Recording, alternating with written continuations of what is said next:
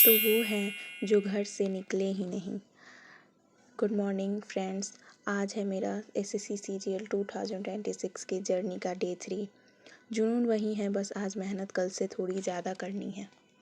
दिन की शुरुआत होती है एक क्लियर प्लान के साथ। बिना मैप के रास्ता भटकना तय है, इसलिए टू डू लिस्ट सबसे ज़रूरी है। सबसे पहले मैं अपना डायरी लेती हूँ और उसमें मैथ का सबसे पहले आज टारगेट है नंबर सिस्टम के 50 सवाल और 1 से 30 तक स्क्वायर का रिवीजन। मैथ मांगता है कंसिस्टेंसी और मैं आज इसे स्किप नहीं करूँगी। रीजनिंग के लिए मैंने आज कैलेंडर चैप्टर पढ़ने के लिए सोचा। इंग्लिश में मैं 50 नए वोकैब करूँगी और जीके के लिए मैं जो रिवीजन मैंने जीके के स्टैटिक जीके पढ़ूँगी, जिसमें मैंने रिवीजन करना है और अच्छे से सब कुछ रिवाइज करके याद रखना है। टारगेट सेट हो गया है, अब बारी है इस एक्शन में बदलने की। टू डू लिस्ट बनाना आसान है, पर उसे टिक करना असली मेहनत है। तो चलिए शुरू करते हैं। नंबर सिस्टम से हर साल 2 से 3 क्वेश्चन आते हैं। आज इसे बिल्कुल जीरो लेवल से हीरो लेवल तक कवर करेंगे। इसके लिए मैं मैथ्स गगन प्रताप सर से पढ़ना स्टार्ट की हूँ। यह बहुत अच्छा पढ़ाते हैं। चैप्टर दिखने में इजी है, लेकिन ये हार्ड है। आपको हर चीज़ को बेसिक से करना है क्वेश्चंस। और मैंने मैथ कर लिया, उसके बाद मैं अपना ब्रेकफास्ट करने चली गई थी। मीनिंग का कैलेंडर चैप्टर मैं पीयूष सर से पढ़ रही हूँ। मुझे पहले बड़ा बोरिंग और कंफ्यूजिंग लगता था, मतलब ये लीप ईयर और डेज मुझे समझ में नहीं आता था। पर यार एग्ज़ाम के लिए तो सुपर इम्पॉर्टेंट है, तो सबसे पहले तो मुझे चैप्टर बेसिक क्लियर करना है। मेरा एम बस यही है कि मैं रट्टा ना मारूं और बस लॉजिक समझूं। फिर मुझे छोटी सी भूख लग गई, तो फिर मैंने चॉकलेट्स खाए। फिर मैंने स्टार्ट किया वो कैब पढ़ना। इतने सारे वर्ड है ना, कभी कभी लगता है पूरी डिक्शनरी याद करनी पड़ेगी क्या, लेकिन इसके लिए मैं ट्रिक से याद करती हूँ। एक चैनल है, उससे बहुत ही अच्छे तरीके से याद हो जाता है। आज मैं 50 वो कैब करने वाली हूँ। बहुत ही मतलब मज़ेदार उन्होंने बनाया है ट्रिक, आप भी फॉलो कर सकते हो।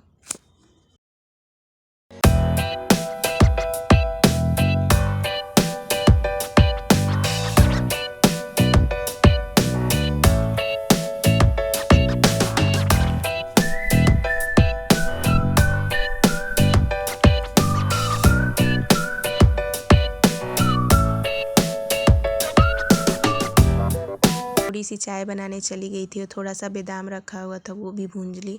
फिर मैंने अपना चाय और बादाम इंजॉय किया।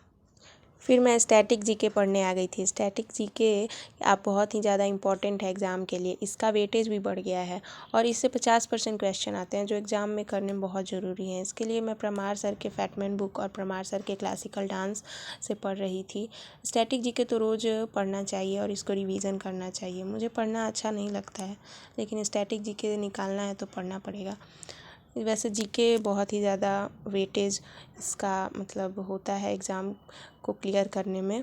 अगर आपको तीनों चैप्टर स्ट्रॉन्ग है लेकिन जीके स्ट्रॉन्ग नहीं है, तो आपका एग्ज़ाम क्लियर नहीं हो पाएगा, क्योंकि जीके ही बहुत इम्पॉर्टेंट रोल है। इसके लिए मैं क्लासिकल डांस आज चैप्टर पढ़ रही हूँ और इसमें मैंने भरतनाट्यम और जितने भी साउथ के डांस है उसको अच्छे से पढ़ा और उसमें जितने भी क्वेश्चन बन सकते थे उन सबको किया।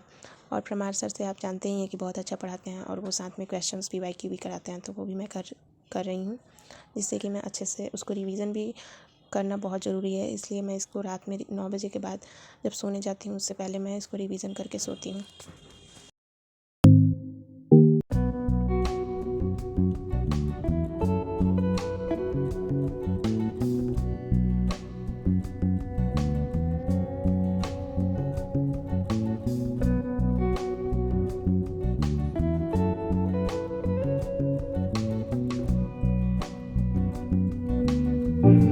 किसी ने कमेंट किया था कि आपने ग्रेजुएशन कंप्लीट कर लिया, तो मैंने अभी ग्रेजुएशन कंप्लीट नहीं किया है। मैं अभी 3rd ईयर में हूँ और नेक्स्ट ईयर में कंप्लीट कर लूँगी।